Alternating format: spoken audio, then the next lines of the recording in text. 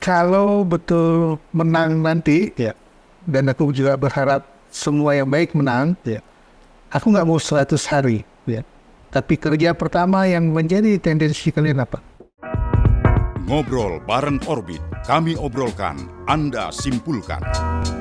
Assalamualaikum warahmatullahi wabarakatuh. Ketemu lagi bersama Ngorbit. Ngobrol kita bersama Orbit. Orbit itu menarik loh Bang. Menarik loh. Di mana sebuah benda dia akan teratur selalu di tempatnya, itulah orbit. Oh, Nah, jadi analoginya. kita akan menceritakan keteraturan dalam sebuah ngorbit. Oh, Nah, dia harus berkeliling untuk melihat. iya, betul. Harus melihatnya secara luas. Pas betul. Nah, kalau ngeliat kayak gitu aku jadi sur aku ngobrol-ngobrol. Bang Riko ya. Siap. Selain sebagai kandidat wali kota ya, kalau nggak salah sih gitu. Iya.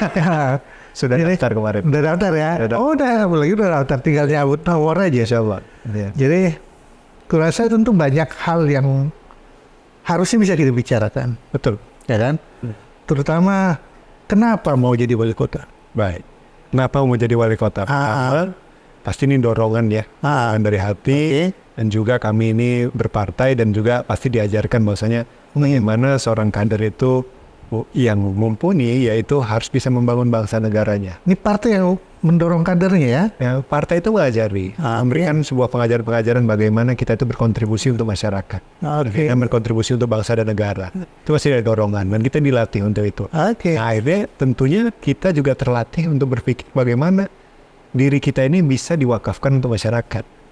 Apa? Wakaf untuk Iya. masyarakat, berat loh. Ya memang sangat berat gitu, karena artinya kita harus bisa memberikan all out di diri kita ini, harus betul-betul bekerja untuk masyarakat. Nah, karena kalau wakaf itu bukan kerja, Iya. tapi ibadah. Iya, memang itu termasuk salah satunya Bang. Artinya harus ada dalam pikiran kita juga bekerja juga plus ada ibadah juga. Oke. Ada niat baik. Ini kan niatnya baik nih. Ya. Ya kan? Dan partainya Bang Riko, ku tengok mungkin agak beda dengan yang lain. Kalau yang lain dia dorong bukan kadernya. Iya. Ya kita itu biar aja, itu urusan mereka. Nah, seberapa yakin partai bisa berani mendorong Bang Riko ini? Ya memang partai ini kan dibangun dengan keyakinan bahwasanya partai tersebut bisa berkontribusi banyak untuk masyarakat. Tadi seperti saya jelaskan, mereka akan meyakini bahwasanya ada orang-orang yang menurut partai inilah yang cocok, inilah yang role model yang kami siapkan. Oke. Ya kami juga mengembalikan kepada partai tentunya. Kami juga tidak ujuk-ujuk minta sana minta sini, tidak. Partai yang menilai. Oke. Partai yang menilai. Kamu yang kami dorong gitu. Nah, Ini yang kita kembalikan kepada Ini gambaran partai yang kalau ku bilang sih, ini pendapat aku ya, baik. partai yang berani menyatakan kami partai, Iya. maka yang kami dorong kader gitu. Super. Nah itu satu. Nah dengan dipercayanya partai, kepercayaan lain apa yang mendorong Bang Riko untuk berani? Ya tentu satu memang ada kita kegelisahan di mana kita ingin punya kontribusi tadi banyak masyarakat, dan masyarakat sekarang juga masih membutuhkan uluran tangan kita, yaitu tentang perhatian khusus secara menyeluruh, di mana masyarakat pasca COVID dan kita lain dan lain sebagainya, ekonomi masih belum stabil di mereka, masih punya permasalahan-permasalahan yang terus-menerus terjadi. Apakah itu tadi permasalahan kesenjangan sosial, masalah pendidikan, masalah kesehatan, lapangan pekerjaan juga. Nah ini yang menjadi tentunya harus kami selesaikan duluan, di mana ini ada kebutuhan-kebutuhan yang sangat mendasar oleh masyarakat, dan tentunya dorongan inilah yang menjadi keyakinan kami untuk kami ingin mengkontribusikan jiwa diri kami itu kepada masyarakat. Tapi aku mengenal keluarga kan bukan semata-mata orang politik ya. Baik, betul. Lebih banyak ke bisnis ya. Bukankah ini merugikan bagi bisnis? Saya rasa enggak, karena saya memisahkan ininya, segmentasinya gitu. Oke. Saya memang all out dan full, bisa dibilang mungkin rekan-rekan melihat Bang Riko kayaknya lebih full time di politik dibanding di bisnis gitu. Karena di bisnis saya rasa keluarga bisa menjalankan secara ini ya, kami tinggal mengkontrol. Dan saya juga walaupun serius ya dalam mengerjakan bisnis ini serius, tapi kami pisahkan. Jadi tidak kami campur-campur. Kita tidak menggunakan sebuah arah politik di dalam bisnis gitu juga, ataupun sebaliknya. Jadi kalau politik ya sudah politik aja. Jadi walaupun gaduh-gaduh itu enak, kalau segala sesuatu digaduh-gaduhin jadi gak enak ya. Semuanya enak. Nah itu. Nah kan kita udah elaborasi sedikit banyak tentang bagaimana latar belakang pencalonan ini. Kalau keluarga sendiri mendukung nggak? Nah, ini soalnya kan akan ada sesuatu yang nantinya akan memberikan pengaruh lain daripada yang biasa ya. Nah tentu keluarga sangat mendukung, orang tua mendukung, ibu ya, sama almarhum kalau bapak kan almarhum. Istri juga mendukung. Yang paling berat tuh istri ya tentunya beliau atau istri saya ini melihat passion yang saya miliki itu memang sudah jauh-jauh hari, bahkan sebenarnya passion saya itu dari sejak kuliah dalam dunia politik itu sudah ada. Jadi by the way kuliah dulu bidang apa? Saya graphic designer, Pak. Wow, graphic designer turun, tapi bisa juga sih mendesain sebuah pemerintahan itu nggak mudah loh. Sebenarnya banyak yang inline juga Pak sama politik. Ya kan di masa-masa perang masa lalu banyak sekali poster-poster propaganda itu dibuat oleh desainer. Oh iya benar. Sebenarnya pikiran-pikiran idealisme itu ada dari desainer. Menarik. Artinya kami dilatih untuk bicara tentang bagaimana masyarakat seutuhnya. Tapi bukan menjadi slogan seperti biasanya orang membuat. Tapi kami harus melihat masyarakat sedang punya masalah. Kami harus pelajari dengan benar. Nah itu desainer itu juga mempelajari untuk mencarikan solusi. Apa yang dibutuhkan nanti. Nah, kita udah lihat ya, keluarga udah oke, bisnis udah oke, partai udah oke. Selama ini kuliah juga Bang Riko udah mulai keliling ya. Baik. Udah banyak ya? Ya lumayan lah. Bisa membaca dong apa sih visionnya publik, masyarakat terutama terhadap sosok Bang Riko? Baik, mereka menitipkan beberapa hal. Dan memang ini menjadi sebuah, juga kami kerucutkan menjadi visi misi kami juga. Artinya ini yang kami selalu sampaikan apa saja tentang kebutuhan yang dimiliki masyarakat. Di berkeliling di beberapa tempat, mereka hanya butuh jaminan bahwasanya pemerintah itu benar-benar melindungi mereka. Ada trust, mereka butuh trust tersebut. Pak, tolong kami Pak, perhatikan kami. Tolong kesehatan kami, tolong pendidikan anak-anak, tolong Pak lapangan pekerjaan. Nah ini 3 besar menjadi kepastian di sini, kepastian keberadaannya atau kepastian hukumnya? Keseluruhannya.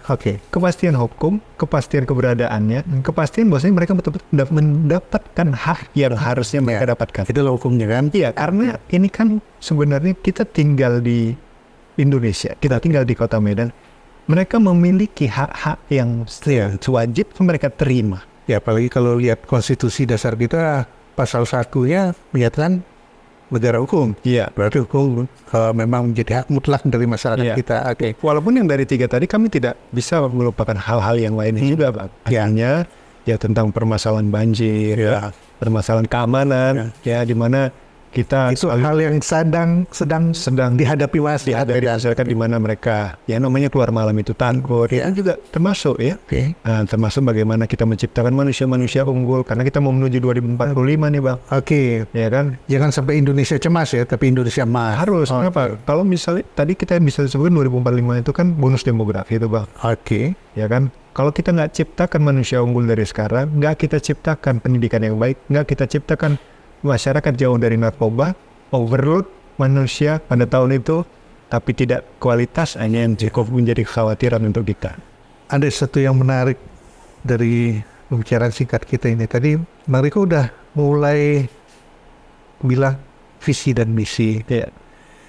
Aku mungkin ingin sedikit tahu gambaran kasar dari visi dan misi yang akan kalian bawa nanti. Itu berdua ada sinkron. Sudah. Kira-kira apa yang garis besar dan poin utama? Baik. Poin utama dulu ya Pak. Tadi kurang lebih udah hampir mulai ada tadi beberapa hal yang itu menjadi fokus utama. Yang jelas Nah, ini ada menjadi slogan juga sebenarnya kami ini termasuk bisa kita berikan kepada publik. Slogan bagus kalau bisa dijalankan, kenapa tidak? Kami akan buka kenapa kami sampaikan slogan itu, yaitu adalah Medan untuk semua dan semua untuk Medan. Oke. Ya, artinya Medan untuk semua itu adalah Medan ini akan kami ciptakan untuk semua orang dan tidak satupun merasa tertinggal ataupun terjauhkan dari kota Medan. Itu bagian dari MDGs ya? Dari Millennial Development Goal ya? Iya, artinya apa? Setiap orang yang di kota Medan ini harus benar-benar memiliki Medan. Oke. Mereka bisa bekerja di kota Medan. Mereka nyaman tinggal di kota Medan. Mereka merasa aman itu. Mereka bangga dengan kota Medan ini. Nah, itu yang perlu kita bikin sekarang. Kalau dulu kan nggak, orang Medan begitu bangga ketika bilang ayam Kinantan. Ya, kita harus bangga. Sampai sekarang saya selalu merasa bahwa saya bangga menjadi orang Medan. Oke. Sampai kapan saya pergi ke keluar mana, Bob? Saya bilang saya anak Medan. Oke. Saya lahir besar di Medan. Oke. Saya punya kebanggaan tersendiri dengan kota Medan ini. Itulah tadi saya sampaikan adalah Medan untuk semua, semua untuk Medan. Nah, semua untuk Medan ini artinya kami ingin ikut bersama-sama membangun kota Medan ini tidak sendiri-sendiri. Oke. Kami badannya, kepala, otak semua satu. Kami ingin semuanya ikut serta dalam pembangunan kota ini. Kami ikut sertakan mengkolaborasi pikiran-pikiran. Bukan hanya kolaborasi, Tapi pikirannya ini semua bersama-sama. Kita bergandengan tangan. Persahabatan kita bangun lagi. Artinya apa? Kota Medan ini kota persahabatan, layaknya keluarga, Pak. Ayo kita bergandengan tangan. Kita bangun kota Medan ini bersama-sama. itu dulu yang kita punya. Iya, Begitu kita bilang kita anak Medan, maka semua jadi kawan, jadi saudara, jadi sahabat. betul. Kami, misalnya saya merantau ke Jakarta, ketemu anak Medan. Hari pertama itu juga langsung jadi saudara. Betul. Ya, inilah yang ingin kami bangun. Itu satu gambaran yang kecil yang tadi poin yang kalau bisa diagak Iya. Artinya banyak di berbagai hal. Pembangunan yang kami akan bangun ke depan ingin mengikut sertakan semua stakeholder terkait. Kita akan berbicara bersama. Ya, kita akan banyak berdialog dari tingkat level manapun. Mulai dari kalau Mariko bilang seperti itu akan membawa semua stakeholder Medan secara bersama gitu ya. Bukannya nanti itu malah bikin susah. Kenapa bilang begitu? Ketika wali kota menyatakan begitu, mungkin ada yang keberatan, ya, karena biasanya mereka main dengan kalau saya tidak lagi inklusif tapi eksklusif dia. Ya, artinya gini, kalau kita memperdebatkan hal ini, artinya kita tidak akan maju-maju. Ya, artinya pemimpin harus menunjukkan value-nya, nilai kepada seluruh pihak yang ada. Kita memang tadi kita menyiapkan diri kita untuk bisa bekerja 1000% untuk masyarakat. Yang artinya harus kita menyertakan seluruh kebijakan kita, yang penting adalah kebijakan tersebut untuk masyarakat. Dan tentunya kita akan berbicara dengan seluruh elemen tadi. Ayo bersama-sama, kamu semua yang ada tinggal di sini, rakyat Indonesia, bangsa Indonesia, rakyat kota Medan. Kalau misalnya kita bicara secara egosentris masing-masing, ya tentu kota Medan ini nggak akan bisa berjalan. Ya, memang kita nggak bisa Medan itu katakan Medan sebagai melting pot karena betul-betul semua berada di sini. Tapi kita ada, tidak melting, karena punya karakter masing-masing. Dan itulah Medan, karena karakter itu. Nah, ketika hal itu Mariko hadapi nanti, apa way out-nya? Kan setiap orang kan keluarkan egosentrisnya. Karena dia nggak melting ini. Ya, kalau saya, masyarakat ini perlu didengar. Ya. Tapi memang kebijakan itu akan diputuskan oleh kepala daerah. Tapi yang penting semuanya kami harus dengar. Jangan sampai ada yang bilang kami tidak pernah bisa bersuara.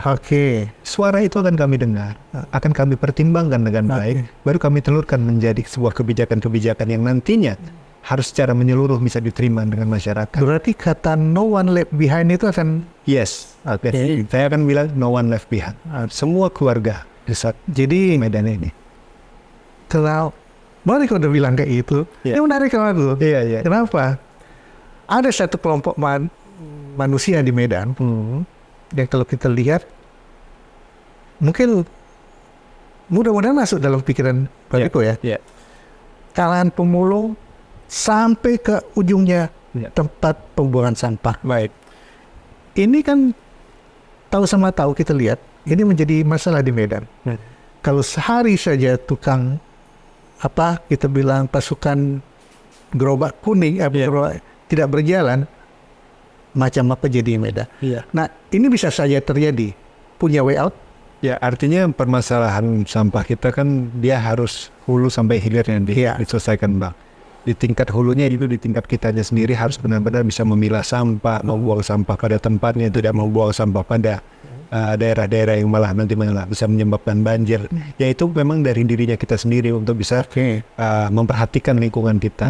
Dan di tingkat tengah juga bagaimana mungkin sampah plastik tadi yang bisa punya nilai terurai dulu ya. Yang terurai gampang. Itu bisa punya nilai finansial juga, ataupun malah bisa didaur ulang. Dan bahkan bisa menciptakan produk-produk yang nantinya bisa dijadikan barang-barang tertentu, ataupun malah bisa menjadi itu tadi eco brick dan lain sebagainya. Nah, dan di akhir kita punya banyak opsi untuk melakukan penghancuran sampah-sampah organik ya. Nah, karena organik tadi nggak bisa dicampur, Bang. Solusinya apa tuh? Nah, ada macam hal, apakah itu menjadi, saya udah bicarakan bahwa beberapa praktisi dan juga ahli, yaitu bisa menjadi gas, ataupun dijadikan karbon, ya. Atau satu lagi yang saya tanya, apa yang paling menarik dan juga paling efektif, yaitu pengembangbiakan belatung ataupun maggot. BSF, black soldier flies. Dia untuk dilempar kepada sampah-sampah ini, itu mereka akan melakukan sampah ini.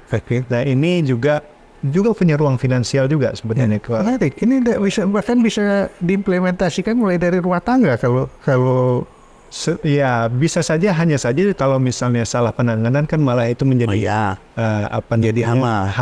Ya. Mungkin ya memang harus ahlinya juga yang mengembangbiakan, tapi pelan, one step at a time ya, artinya pelan-pelan kita melihat. Siapa tahu malah nanti pemerintah kota punya modul yang bisa jadi di modul kecil tapi kalau di modul skala besarnya mari kita serahkan kepada pihak yang bisa menangani ini agar tidak kemana-mana juga hama tadi kan. Nah, ini menjadi salah satu solusi di mana kebersihan kita itu bisa disegerakan untuk bisa kami selesaikan permasalahan-permasalahan ini. Tapi juga secara komprehensif semua permasalahan sampah ini benar-benar menjadikan program yang baik juga. Artinya pemerintah harus turut serta mengerjakan permasalahan-permasalahan kebersihan dengan khusus. Yaitu kita ikut juga sertakan gotong royong. Masyarakat aktif. Jadi kita ikut sertakan, tapi juga pemerintah jangan terlihat kesannya abai juga. Kami harus turut serta juga. Ikut turut serta membersihkan gorong-gorong, membersihkan drainase ya. Habis itu kan ada sedimentasi juga, penumpukan lumpur di dalam drainase itu juga yang harus dibersihkan sehingga jalur air ini benar-benar bisa lebih baik lagi. Mantap, itu keren kalau itu kan ada gambaran yang bisa aku lihat mengarah. Kita tinggalkan sampah. Ada satu lagi yang selalu ada di Medan. Kalau sampah tadi jelas, ya kan? Ini nggak jelas. Air ya kan, itu benar ini, Bang. Ketika dia setetes sih nggak masalah, tapi kalau dia jutaan miliaran tetes, kita udah lihat belakangan ini kan, bahkan ada yang sampai ini banjir maksudnya. Ternyata langsung nangkap. Nah, itu suara masyarakat yang fakta sekarang dihadapi. Bahkan terlihat makin masif belakangan ini. Tentu Bang Rifo melihat ini sebuah fenomena yang menjadi PR. Kira-kira mau diapakan? Ini harus kita bagi dua hal juga ya, Bang. Di mana ada banjir Medan bagian utara dan juga Medan yang bagian selatan, tengah kota ya, selatan. Tapi memang di bagian tengah itu juga kita bisa lihat bahwasanya surutnya juga masih bisa dalam taraf terkontrol. Ya. Tapi ada beberapa titik yang tadi pagi baru saja saya datangi juga ternyata ada yang turunnya juga cukup lama. Nah, ini artinya kita harus cek benar apakah ini terjadi dikarenakan ada aliran yang tidak jalan karena sampah atau memang ternyata daerahnya itu memang dia seperti kolam atau kuali dia karena ada pembangunan tinggal di sekelilingnya akhirnya dia jatuh ke bawah dan pembuangannya tidak ada. Nah, tapi memang kami sedang merencanakan untuk pembangunan kolam-kolam retensi yang baru, ya kan, yang akan dibangun juga, dan juga rumah-rumah pompa, dan juga ruang pompa portable yang untuk membuang air-air yang sedang tergenang tadi. Ini menarik, Pak Riko bilang mau bikin kolam retensi di dalam kota kah? Ya tentunya kita kan tinggal di dalam kota. Oke. Ya. Nah kalau aku nih orangnya pengen tahunya banyak ya. Ya harus. Jadi gini, kalau aku lihat di stasiun kereta api, Ya. itu ada tangki warna biru. Di situ ada tulisan plus minus 22 meter. Berarti Medan ketinggiannya 22 meter dari permukaan laut. Dengan kondisi tanahnya yang ada dan segala macam, apa mungkin kolam retensi itu? Gini Bang, artinya gini, kita sedang mengusahakan banyak hal untuk menyelesaikan permasalahan banjir, karena ada juga mungkin ini terjadi dikarenakan mungkin ada penyumbatan di titik-titik tertentu. Mungkin dikarenakan masih ada proses pembangunan tertentu ya sehingga menyumbat. Tapi intinya adalah kami akan selesaikan dulu pembangunan yang sudah berlangsung. Begitu selesai kami akan lihat di mana ada permasalahannya. Dan memang permasalahan sudah mulai terbaca di mana titik-titik ada. Sudah mulai membetakan berarti ya? Iya, planning ininya sudah hampir terlihat. Tapi intinya adalah kalau di bagian utara benteng kan sedang dibangun. Tapi kami dorong juga hutan mangrove dibangun juga. Supaya tidak cepat datangnya. Ini ada dua. Ada pemecahan. Ya. Lalu rumah pompa itu harus disegerakan untuk selesai semuanya. Untuk air itu yang sudah tergenang kita buang lagi. Untuk berarti secara alami itu dengan mangrove, secara teknis itu dengan rumah pompa juga harus dibuat dam. Ya, dam tadi untuk dibangun ke sana. Menarik. Sebenarnya memang gimana ya? Kita harus terus-menerus Bang evolving atau karena dunia ini bergerak, dunia ini terus bertumbuh, manusianya terus bertumbuh, dan juga ya bangunan makin lama makin banyak. Jadi harus ada solusi-solusi yang mungkin nanti ke depannya makin lama makin pasti komprehensif juga. Nah ini menarik. Medan dan kota tua termasuk ya. Nah, udah berapa kemarin 400 berapa ya? Ya udah lupa aku. Berarti kan ada hal yang menjadi handicap ketika seseorang atau seorang pemimpin merencanakan pembangunan atau minimal memanage kotanya. Jalanan contohnya. Jalan kita nggak mungkin bangun lagi dalam kota. Dan ketika membangun jalan dalam kota tentu dengan teknologi yang sangat tinggi dan biaya sangat mahal. Pasti. Kira-kira nyetlu untuk itu nanti ketika jadi wali kota? Ya, kalau jalan ini yang paling penting satu Pak. Bukan berarti kita ini kota Medan ini mau harus dibawa menjadi super futuristik dan lain sebagainya. Tapi yang paling penting bagaimana menatanya. Bagi kami ya Pak, Medan ini kita analogikan sebuah rumah. Tapi kalau rumah itu isinya gelasnya terbutang ke sana, tempat tidurnya terbalik dan lain sebagainya, ada lawa-lawa segala macam, apakah itu rumah yang layak untuk ditinggali?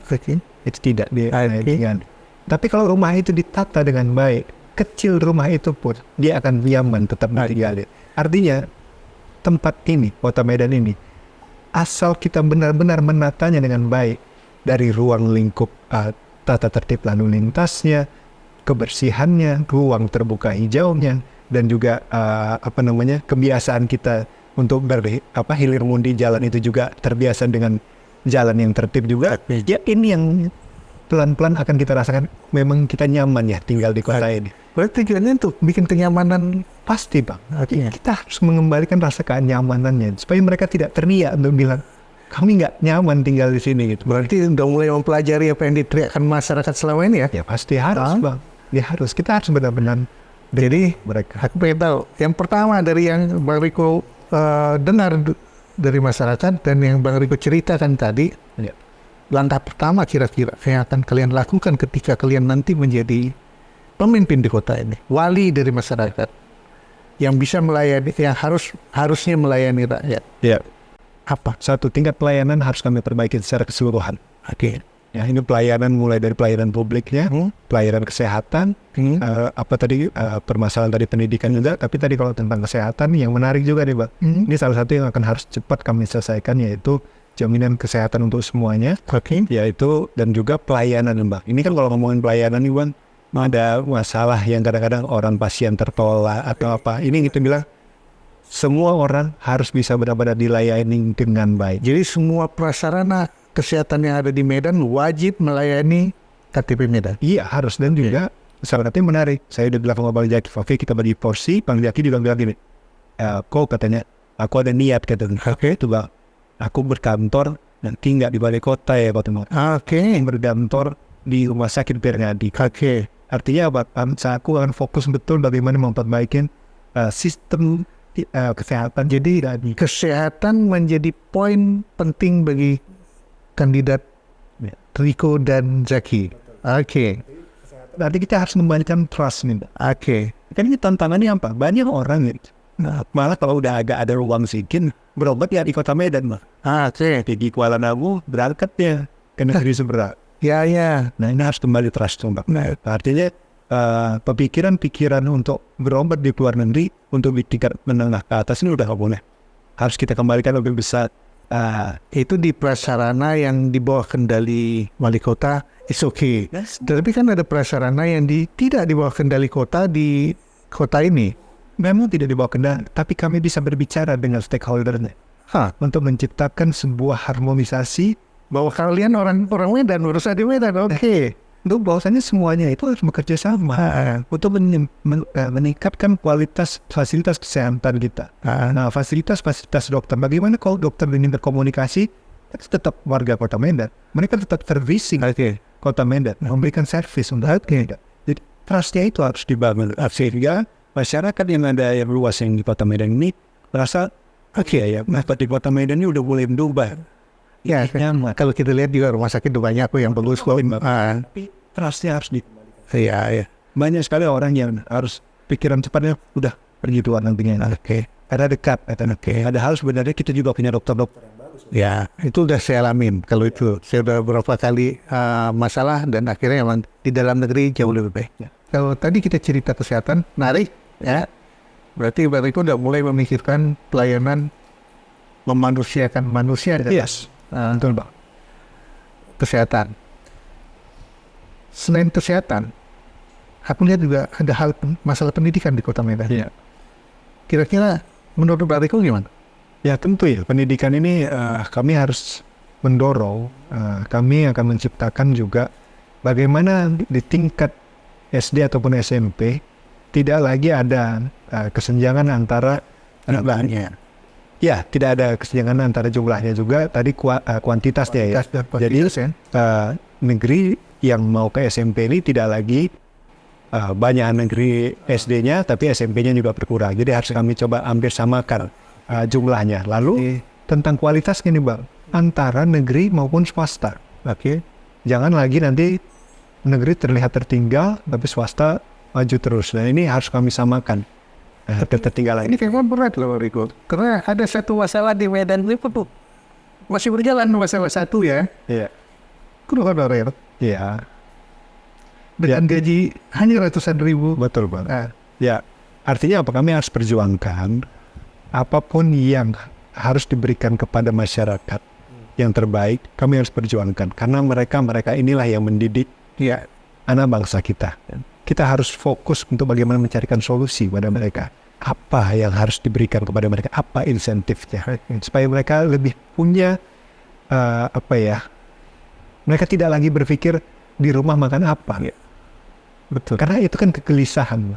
Nantinya kalau misalnya mereka sudah kita readykan, Ini sudah beres. Mirip dengan presiden terpilih kita ini. Udah memikirkan sampai ke makan ya kayaknya. iya, karena bukan apa ya Bang, begitu dia udah stabil di rumahnya, tentu dia akan bisa memberikan kontribusi yang jauh lebih baik lagi untuk anak bangsa kita. Jangan lagi tertinggal. Belum lagi nanti mending masalah gadget, masalah teknologi Bang. Karena kita harus mengejar. Jangan sampai nanti anak murid begitu mau diajarin, dia lebih bagus browsing, Google, dibandingin dia nanya gurunya baru ngajarin, begini ya anak, kamu pelajaran A, B, C. Bu, mohon maaf Bu, salah. Saya udah cek di Google gitu. Wah ini udah mulai bahaya Pak, kalau misalnya kayak gini. Berarti ke tenaga inti pendidikan itu udah harus kami dorong. jadi pikiran. Iya, harus menjadi pikiran ini. Oke. Ya, sehingga tapi itu pendidikan formal, Bang. Ya, Kami juga akan mendorong pendidikan non formal di tingkat keluarganya juga. life skill atau Life skill maupun hubungan antara orang tua dan anak. oke. Parenting, Bang. Oh, parenting. Iya, Oke. karena ini penting di mana isu mental health sekarang Oke. salah satu itu banyak yang terjadi. Nah, ini terjadi kenapa? Karena banyak keluarga yang broken home, banyak anak yang merasa jauh dari orang tuanya. Ini juga pemicu di mana nanti terjadinya kenakalan-kenakalan remaja. Nah, ini harus didoubling, artinya di pelajaran di sekolah dilakukan, di rumah diberikan perhatian yang orang tua yang jauh lebih baik lagi. Karena yang psikolog sendiri tuh, ya wali kotanya tadi. Ya, artinya maksudnya kita coba pelajari. Ya. Kita coba pelajari apa kebutuhan masyarakatnya, karena kalau kita melihat ke depan, yaitu kalau misalnya si anak itu kita berikan sebuah keikatan antar keluarganya, dia setidaknya akan berpikir beberapa kali kalau dia mau lakukan kejahatan ataupun Oke. ruang-ruang yang nantinya ruang negatif yang mereka mau tuju. Nah, mereka akan pendidikan udah terpikirkan secara holistik. iya, Begitu ya. ya harus Bahwa pendidikan bukan hanya di sekolah, di rumah, dan di lingkungan ya. betul Bang. Oke. Itu kita udah lihat kesehatan oke. Ada gambaran tadi yang menarik. Iya. Bahwa manusia udah mulai dimanusiakan. Insya Allah mudah-mudahan. Terus pendidikan juga memanusiakan, tidak menjadikan anak jadi robot. Ya dong, dia harus menjadi manusia yang benar-benar punya empati. Ya.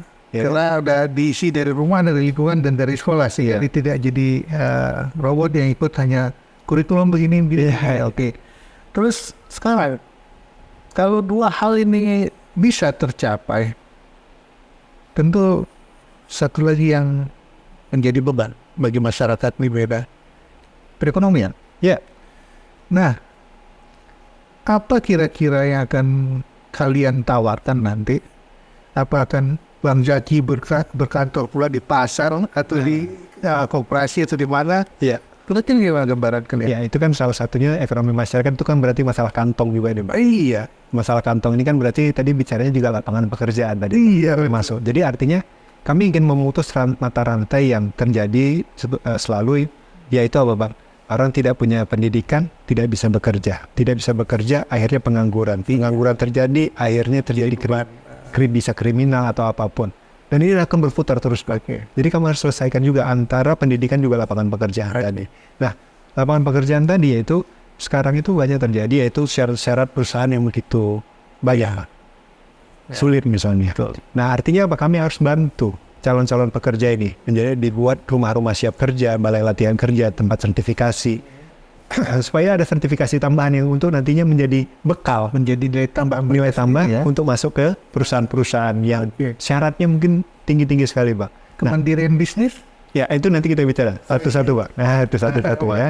Nah, jadi kita bicara dulu tentang lapangan pekerjaan tadi, ya. Baru kita akan dorong juga setiap kelurahan untuk mendata. Di lingkungan mereka ada lowongan pekerjaan apa? Apakah itu perusahaan, apakah itu rumah makan atau apapun. Nah, itu kan kami tempatkan di tingkat-tingkat kelurahan supaya orang-orang tinggal datang mencari, oh ada lowongan-lowongan pekerjaan. Jadi ada pusat-pusat data. Ada pusat data itu. Walaupun kita akan membuat job fair lebih besar lagi nantinya di tingkat sentral kota. Tapi kita di tingkat kelurahan ada ruang-ruang untuk mencari pekerjaan. Minimal yang tidak pernah melihat job fair, Betul. tahu ada. Betul. Nah, yang kedua adalah ramah investasinya Kota Medan untuk orang itu mau berinvestasi membangun perusahaan di Kota Medan. Berarti kita harus menunjukkan trust-nya. Bahwasanya di Kota Medan itu adalah kota yang layak investasi. Ada hope, ada harapan. Nah, ini harus kami tunjukkan secara birokrasi harus profesional. Ya kan? Di mana komunikasi kita kepada perusahaan-perusahaan juga dengan baik. Mereka harus punya kepercayaan bahwasanya kami mau berinvestasi di tempat Anda di sini. Nah, Dan apakah nanti kalian akan lebih memikirkan mereka dan bagaimana Tidak. dengan yang level bawah? bukan, kami akan menciptakan keadilan untuk keduanya. Karena apa? Karena kalau misalnya mereka bisa berinvestasi, keuntungannya adalah di masyarakat kita bisa lemparkan lowongan pekerjaan tadi untuk mereka dapatkan. Dan pengusaha kecil tidak akan tertinggalkan nanti. Oh tidak, nah, itu akan berbeda lagi sistemnya. Nah, pengusaha kecil tadi tetap kita dorong juga, yaitu industri-industri kecil tadi juga akan kami dorong Bisa menjadi cluster bisnis. klaster bisnis yang lainnya. Jadi kami tadi yang pertama lowongan pekerjaan, yang kedua yaitu ramah investasinya, yang ketiga industri kecil harus kami bangun. Oke. Yaitu industri kecil apa dia baju, sepatu, konveksi yang kecil-kecil. Mungkin 5-10 pekerja bisa diserap. Oke. Yang mungkin tadi belum punya, Iya. kami dorong dulu kemari. Iya. Supaya ada tempat ruang-ruang mereka itu bisa bekerja. Nah, tapi kalau misalnya ini pun masih dalam tahap pembangunan, apalagi yang kita dorong? Yaitu UMKM. Inilah kemandirian dalam keuangan secara finansial tadi. Karena kalau misalnya kita perbandingkan, mungkin nggak seorang tukang bakso atau seorang tukang es bisa dapat keuntungan 100 atau 200 ribu satu hari, Bang. Kemungkinan bisa. Kalikan 30, bisa 3-6 juta. Kalau kita perbandingkan sama UMK kita, 3,7 sekian, Udah jauh di atas. lebih jauh di atas. Tapi kita tidak minta yang punya UMK tadi pindah menjadi pelaku UMKM, tidak. Mungkin di dalam keluarganya ada yang berlaku UMK, ada yang berlaku UMKM untuk menambah secara finansial. Ya, betul. Nah, ini yang harus mindset bisnis itu atau mindset pengusaha ini harus kita berikan kepada masyarakat luas, supaya ada opsi Betul. untuk itu. Critical buat karakter. Iya, kita setiap orang bisa beda. Nah, ini menarik juga tentang UMKM nih, Bang. Yaitu kita bisa juga dorong untuk produksi UMKM di tingkat-tingkat kita, tapi mereka akan tanya, kami jualan di mana? Nah, itu selalu jadi PR bagi setiap UMKM. Iya. Apakah nanti misal ya, ada sebuah UMKM membuat tali pinggang, Iya. gesper.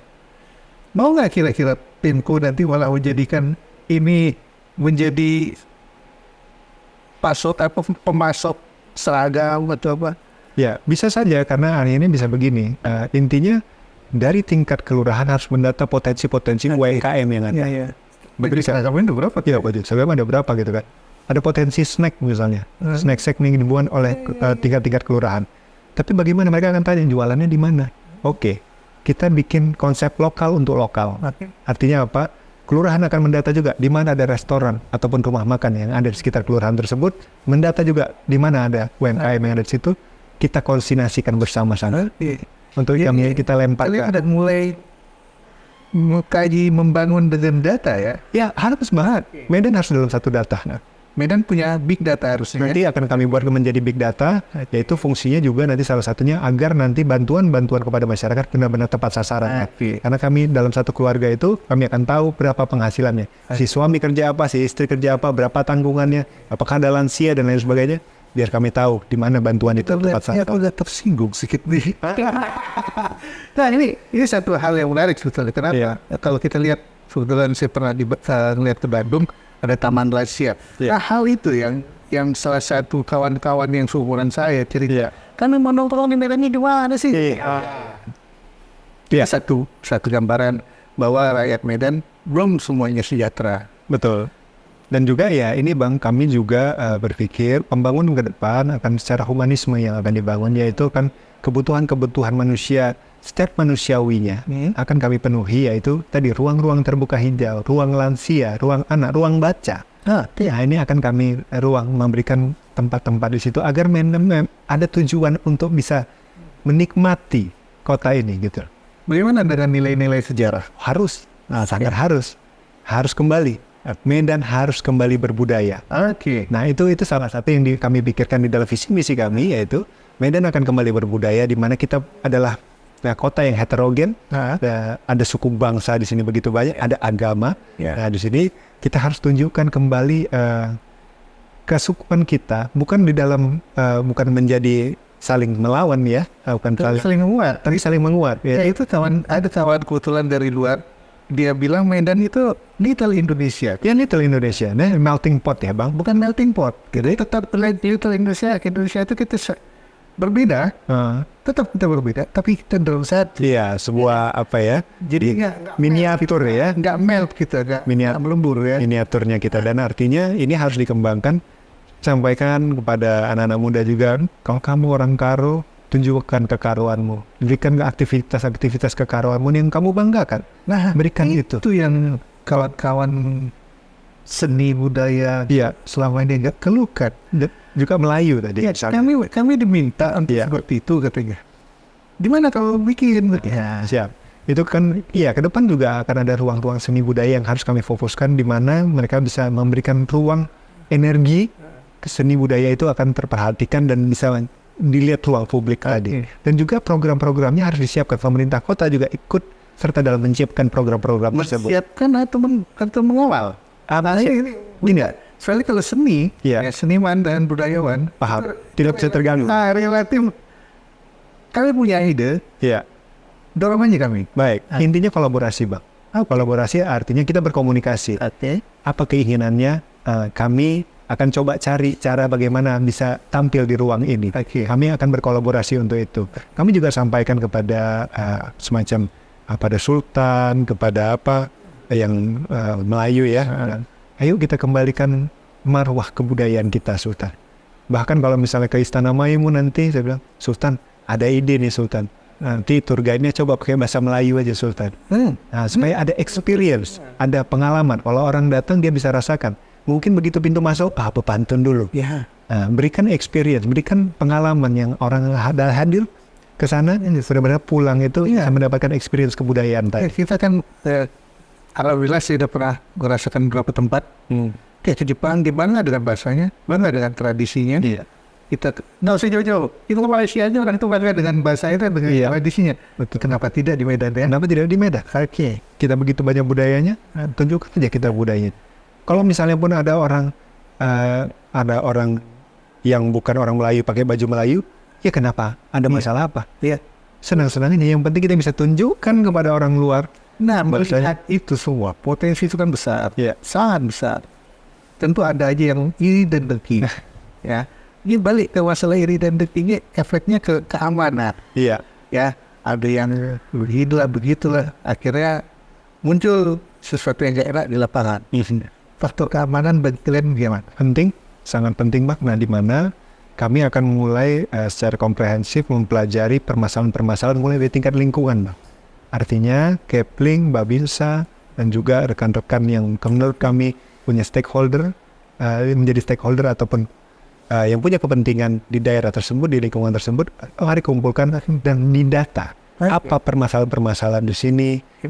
Udah kayak Intel lagi deh.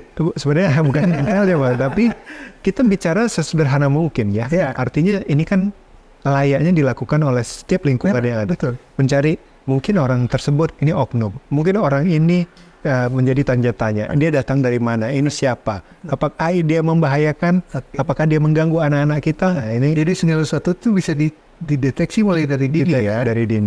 Nah, dan juga daerah-daerah yang mungkin masih rawan ya tentu Pak, lampu harus diperbanyak, ya CCTV juga menjadi Bukan seperti yang kemarin ya, lampu perbanyak, tapi bukan seperti yang kemarin kan. Maksudnya intinya akan lebih memberikan ruang-ruang di mana tempat-tempat yang masih. Ya, kalau kemarin kan lebih relatif hanya di tengah kota. Ya.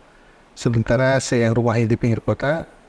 Ya, artinya daerah-daerah yang mungkin masih menjadi pinggiran, yang mungkin masih rawan, tentu itu menjadi fokus kami. Untuk memberikan ruang-ruang yang lebih terang, agar nanti masyarakat menjadi lebih aman juga. Kan ada dua pokok utama yang dominan di Medan ya, untuk kejahatan dan keamanan. Itu narkoba. Ya, itu dia salah satu variabel. Satu lagi geng motor. Ya. Ada gambaran dengan koordinasi dengan kepolisian, dengan aparat yang lain? Ya pasti, itu kan kalau misalnya kita di kepala daerah nanti ke depannya pasti bekerja sama dengan kepolisian untuk menjaga mereka ini. Tapi kan tadi saya udah sampaikan, Bang, tentang pendidikan tadi, formal non formal tadi, itu salah satu yang bisa akan ke situ, berakar ke sana juga. Nah, artinya kita dari narkoba ini kan ada 3 hal yang harus diselesaikan, yaitu rehabilitasi, pencegahan, pemberantasan. Untuk narkoba, yaitu rumah-rumah rehabilitasi itu kita akan bikin, kita akan dorong untuk kita bantu. Rumah rehabilitasi milik pemerintah kota ya? Ya harus artinya gini, pemerintah harus turut serta dalam menanggulangi ini. Yang mendorong mereka itu bisa direhabilitasi karena mereka adalah korban. Walaupun bukan milik kota, tapi masyarakat bisa bekerja sama dengan. Yang kedua, yaitu mencegah. Mencegah ini adalah membuat ruang-ruang kreatif dan positif di masyarakat yang tingkat-tingkat anak-anak muda tadi. Apakah itu di tingkat kelurahan? Mungkin kita bisa bikin acara-acara yang menarik untuk mereka dari tingkat-tingkat kelurahan, ruang-ruang kreatif, dan ada mentornya, Bang. Artinya apa? Kenapa butuh mentor? Di mana anak-anak muda ini sering sekali kehilangan arah dikarenakan mentor tak ada. Dia harus ada orang yang bisa mementori mereka. Dan disinilah fungsi nanti lembaga-lembaga terkait yang banyak sekali di Kota Medan ini bisa turut serta memberikan program-program yang untuk anak-anak muda nanti. Jadi kita nggak perlu meniru Bandung, Jogja, atau Malang, atau segala macam. Medan adalah Medan sendirinya, Bang. Dia punya karakteristik tersendiri. Yang kita meniru untuk studi banding, Bang. Tapi karakteristik Medan itu ya tidak boleh hilang. Nah, kan begitu. Baru yang ketiga tadi pemberantasan. Nah, komitmen Riko dan Zaki, ya itu harus bisa memberantas narkoba sampai akar-akarnya. Dan tentunya ini harus kita bilang kenapa? Karena ini untuk menjaga anak-anak kita nanti ke depan, sampai 2045 nanti ke depan. Ya, mudah-mudahan. Ada beberapa hal lagi yang menarik sebetulnya kita bicarakan. Ya. Kalau bicara sama Riko kayaknya Nggak habis-habis. nggak habis-habis. Aku punya terus pertanyaan.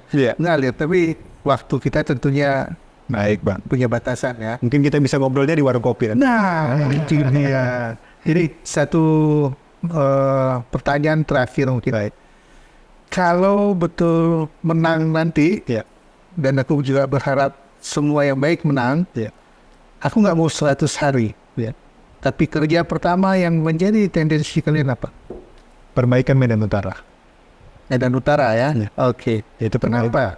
Karena di tengah sentral kota ini sudah berkembang, Bang. Mereka sudah mulai menapaki kehidupan yang dilihat cukup berkembang. Tapi di sana sangat membutuhkan. Tapi bukan berarti Medan Selatan itu. Bukan.